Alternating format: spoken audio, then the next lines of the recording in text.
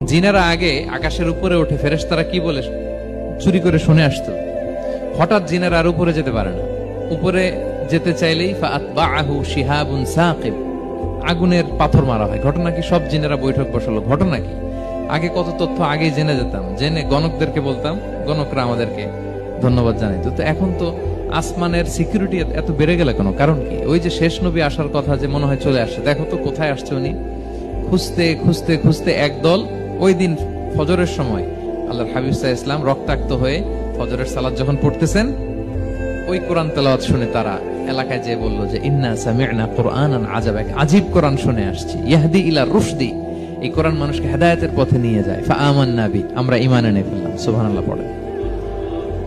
তো রাসূল সাল্লাল্লাহু আলাইহি ওয়াসাল্লাম তো এটা জানেন না। আল্লাহ তাআলা জিবরাইল মারফত জানালেন যে হে নবী, আপনি এসেছিলেন ম্যানকাইন্ড কে দাওয়াত দিতে তায়েফের, তারা দাওয়াত গ্রহণ করে নাই, ম্যানকাইন্ড রিজেক্ট করেছে। কিন্তু আরেকটা জাতি আছে যাদেরকে আপনি দেখেন না, তাদেরকে বলে জিন কাইন্ড, মানে জিন জাতি। পুরো জিন জাতি কালেমা পড়ে মুসলমান হয়ে গিয়েছে। নবী বলে সাউফা ইউতিকা রাব্বুকা ফাতারদা, নবী আপনার রব আপনাকে এত নেয়ামত দিবেন আপনি খুশি হয়ে যাবেন। নবী সাল্লাল্লাহু আলাইহি ওয়াসাল্লাম ওইখানে আবার খুশি হয়ে গেলেন, রক্তাক্ত, ইনজুরড। যখন শুনলেন মানুষ জাতি তারা ঈমান আনে নাই, কিন্তু জিন জাতি তারা ঈমান এনেছে, আল্লাহর হাবিব সাল্লাল্লাহু আলাইহি ওয়াসাল্লাম আবার আনন্দিত হলেন।